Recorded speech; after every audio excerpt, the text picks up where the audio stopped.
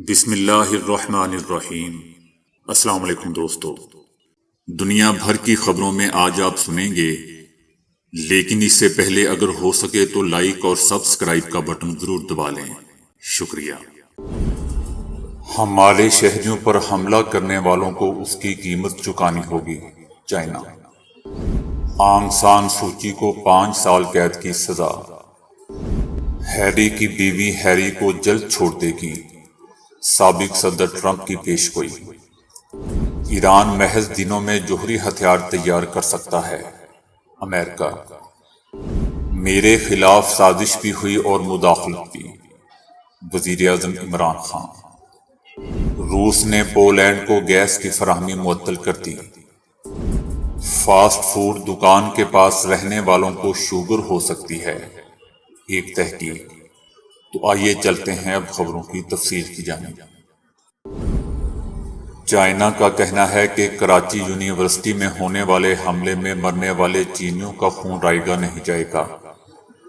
ملزمان کو یقیناً اس کی قیمت ادا کرنی پڑے گی۔ کراچی یونیورسٹی کی ایک مسافر وین میں دھماکہ ہوا جس کے نتیجے میں 3 چینی اساتذہ مارے گئے، ایک چینی استاد زخمی اور متعدد پاکستانی زخمی ہوئے۔ چائنا نے حملے کی شدید مذمت کرتے ہوئے اور شدید غصے کا اظہار کرتے ہوئے کہا ہے کہ دکھ کی اس گھڑی میں متاثرین کے اہل خانہ کے ساتھ ہیں۔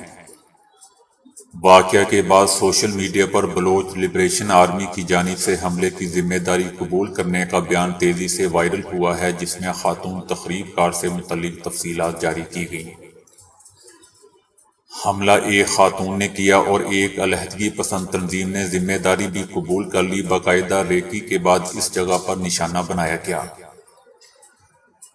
وین کے اندر موجود افراد کی سیکیورٹی کے لیے موٹر سائیکل سوار رینجرز اہلکار تعینات تھے، جس کی وجہ سے آئی ڈی لگانا مشکل تھا۔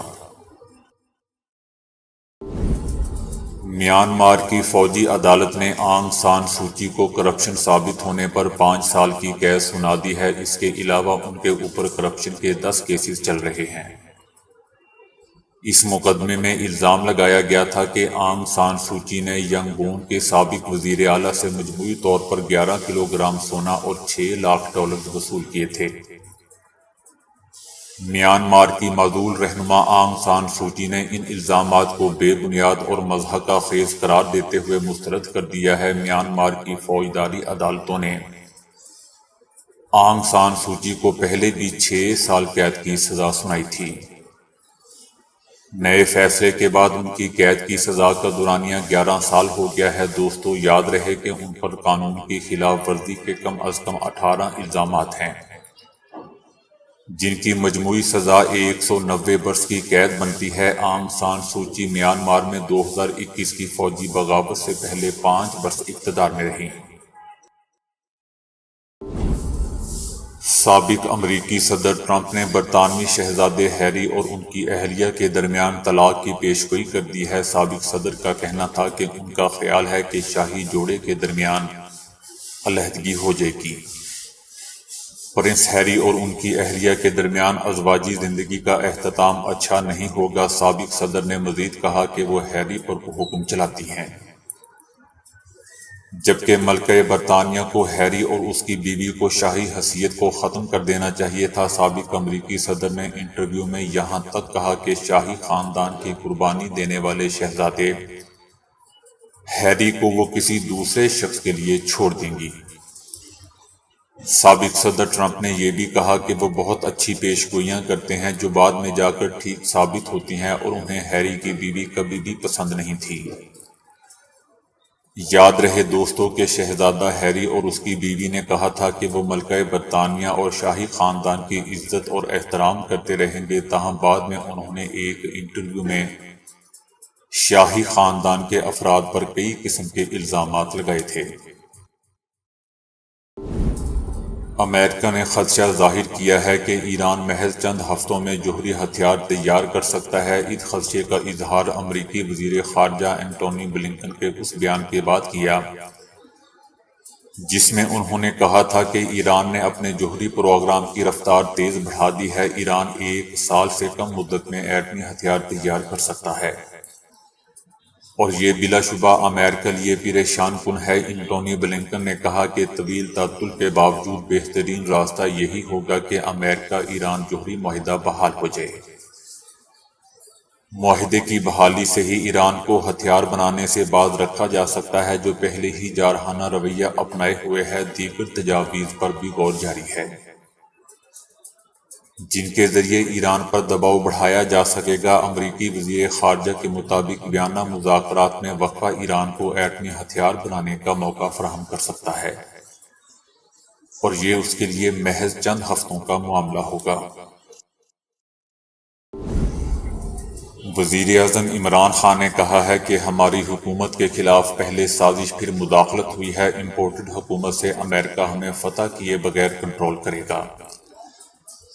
امریکہ نے کہا کہ اگر عمران کے خلاف تحریک عدم اعتماد ناکام ہوئی تو پاکستان کو نقصان کا سامنا ہوگا۔ ہماری حکومت کے خلاف پہلے سازش ہوئی پھر مداخلت ہوئی۔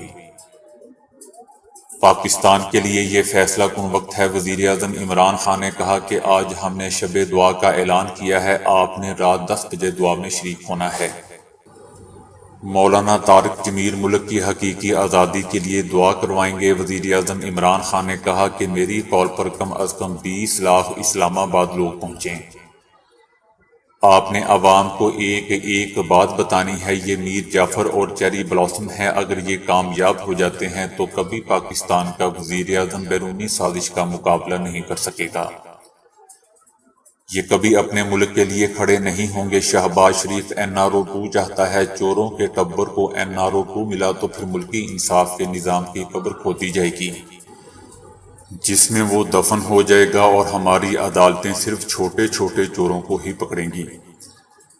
وزیر اعظم عمران خان کا کہنا تھا کہ چیف الیکشن کمشنر راجہ سلطان نون لیگ کا ایجنٹ ہے۔ الیکشن کمیشن TTP کے خلاف فیصلے دیتا آیا ہے۔ روس نے پولینڈ کو گیس کی فراہمی معطل کر دی ہے۔ پولینڈ ان یورپی ممالک میں سے ہے جو روس کے یوکرین پر حملے کے بعد سے اس پر سخت ترین پابندیاں لگانے کا مطالبہ کرتا آیا ہے۔ پولینڈ کا روس کی ایک انرجی کمپنی سے سالانہ تقریباً 10 بلین کیوبک میٹر گیس کا معاہدہ ہے، جس سے اس کی 50% گیس کی ضروریات پوری ہوتی ہیں۔ یاد رہے دوستوں کہ صدر پیوٹن نے کہا تھا کہ غیر دوستانہ رویے کے حامل روسی گیس درآمد کرنے والے ممالک کو روبل میں ادائیگیاں کرنا ہوں گی۔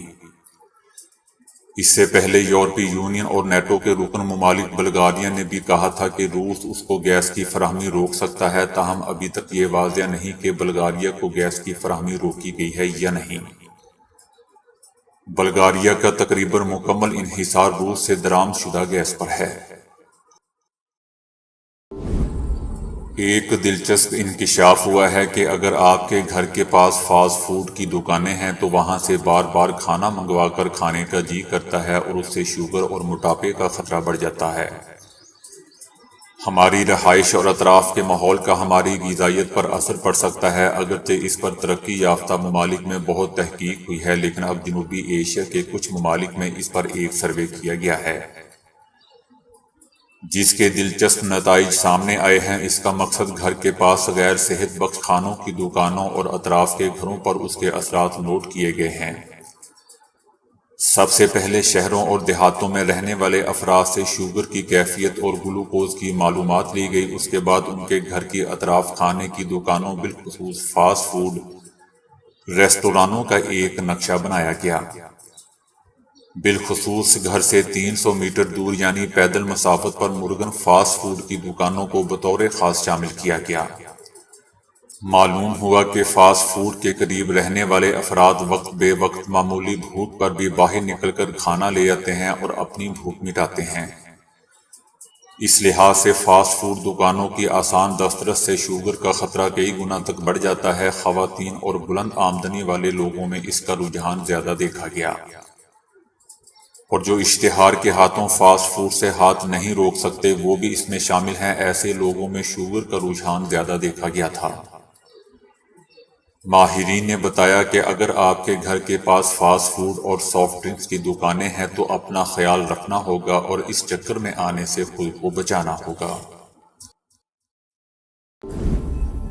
امریکی ریاست ایریزونا میں سینکڑوں قیدی اپنی رہائی کی تاریخ گزر جانے کے باوجود کئی مہینوں سے اندر ہیں، جس کی وجہ کمپیوٹر پروگرام کی خامیاں ہیں جنہیں تقریباً 1.5 سال بعد بھی دور نہیں کیا گیا۔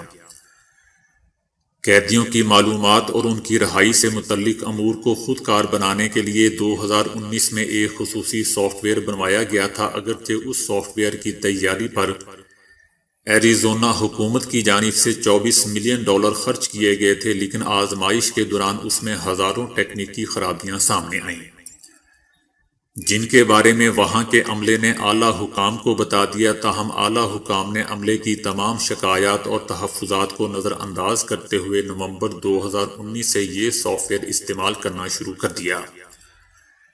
حکام نے تمام ملازمین کو خاموش رہنے کا حکم دیتے ہوئے کہا کہ اس سافٹ ویئر پر خطیر رقم خرچ ہو چکی ہے، لہذا اس کا استعمال ہر صورت میں شروع کر دیا جائے۔ ٹیکنیکی ماہرین کا کہنا ہے کہ سافٹ ویئر میں 14,000 ٹیکنیکی خامیاں سامنے آئی تھیں، جن کے بارے میں اعلیٰ حکام کو خبردار بھی کر دیا گیا تھا۔ یہ صورتحال گزشتہ 16 ماہ سے جوں کی توں برقرار ہے۔ ویسے تو سافٹ ویئر کی خرابی سے دنیا بھر میں تقریباً روزانہ ہی کچھ نہ کچھ مسائل پیدا ہوتے ہی رہتے ہیں، لیکن یہ واقعہ اس لحاظ سے مختلف اور زیادہ سنگین ہے کیونکہ سافٹ ویئر کی خرابی نے سینکڑوں قیدیوں کو مہینوں تک رہائی سے محروم رکھا ہوا ہے۔ چین کے شہر ووہان میں پچھلے سال دسمبر میں کورونا مریض سامنے آئے تو شاید کسی کے وہم و گمان میں بھی نہیں تھا کہ یہ وبا دنیا کی معیشت، تجارت اور رہن سہن سمیت طرز زندگی کو بدل کر رکھ دے گی۔ یہ کورونا 5 لاکھ سے زائد انسانوں کی جانیں لے چکا ہے، 1 کروڑ سے زائد مریض اور عالمی معیشت کو کھربوں ڈالر کا نقصان ہو چکا ہے، جبکہ دنیا کا نظام مفلوج ہو کر رہ گیا ہے۔ کوئی شعبہ ایسا نہیں جو اس کورونا کی زد میں نہ آیا ہو۔ کورونا بنیادی طور پر 2 طریقوں سے انسانی صحت کو متاثر کرتا ہے، ایک جسمانی اور دوسری نفسیاتی۔ اس موذی مرض کے جسمانی نقصانات کو مکمل طور پر سمجھنے کی کوشش اب بھی جاری ہے۔ آغاز میں کہا گیا کہ یہ سانس کے نظام کو جگڑ لیتا ہے، پھر تجربات اور مشاہدات کی روشنی میں کہا گیا کہ یہ کورونا پھیپھڑوں کو ناکارہ بنا دیتا ہے، لیکن ایک تازہ ترین رپورٹ کے مطابق یہ کورونا پھیپھڑوں کے علاوہ انسانی جسم کے دیگر اعضاء کو بھی متاثر کرتا ہے۔ امریکہ کی ریاست کیلیفورنیا کے ماہر امراض قلب ڈاکٹر ایرک کوپول کہتے ہیں کہ ہم یہ سمجھتے تھے کہ یہ محض سانس لینے کے نظام پر حملہ کرتا ہے، لیکن یہ تو جگر، دماغ اور گردوں پر بھی حملہ کرتا ہے، اور یوں یہ کئی اعضاء پر اثر انداز ہوتا ہے۔ کورونا سے متاثرہ مریضوں کو ذہنی پیچیدگیوں کا سامنا کرنا پڑتا ہے، ان میں سر کا چکرانا، نیند، بے ہوشی جیسی کیفیت اور کنفیوژن بھی شامل ہے، جبکہ اس مرض سے مکمل شفا یابی ایک صبر آزما مرحلہ ہوتا ہے۔ اقتصادی ماہرین کا کہنا ہے کہ کورونا کی وجہ سے دنیا کی معیشت کو ایسے بحران کا سامنا ہے جس کی مثال ماضی میں نہیں ملتی۔ مغربی ملکوں کی معیشتیں منفی رجحان ظاہر کر رہی ہیں، جبکہ چائنا کی اقتصادی ترقی کی شرح گھٹ کر صرف 1% رہ جائے گی۔ جنوبی ایشیا کے ملک بھارت اور پاکستان بھی بدترین معاشی بحران کا سامنا کر رہے ہیں۔ سماجی فاصلوں کی طرح دنیا کے کئی ملکوں کے مابین تعاون بھی محدود ہو گیا ہے۔ ان حالات میں انٹرنیٹ وہ واحد ذریعہ تھا جس نے دنیا کو جوڑے رکھا۔ 1860 کے بعد ایسا پہلی بار ہوا ہے کہ دنیا کے اتنے زیادہ ممالک اقتصادی تنزلی کا شکار ہوئے ہیں۔ جنوبی امریکہ اور ایشیا کے ترقی پذیر ممالک میں لاکھوں افراد غربت کی لکیر سے نیچے چلے گئے ہیں۔ اقوام متحدہ نے خبردار کیا ہے کہ خوراک کی بروقت ترسیل نہ ہونے کی وجہ سے دنیا کو غذائی قلت کا بھی سامنا ہو سکتا ہے۔ دنیا کے کئی ملکوں میں فلاحی تنظیموں نے خوراک کی فراہمی اور مالی مدد کے ذریعے بے روزگار اور غریب لوگوں کی تکالیف کو کم کیا ہے۔ ماہرین کا کہنا ہے کہ اس عالمی وبا کے حوالے سے ملکوں کو مشترکہ حکمت عملی اختیار کرنا ہوگی۔ تو دوستو، ابھی کے لیے اتنا ہی۔ ویڈیو کو لائک اور شیئر کرنے کا بہت بہت شکریہ۔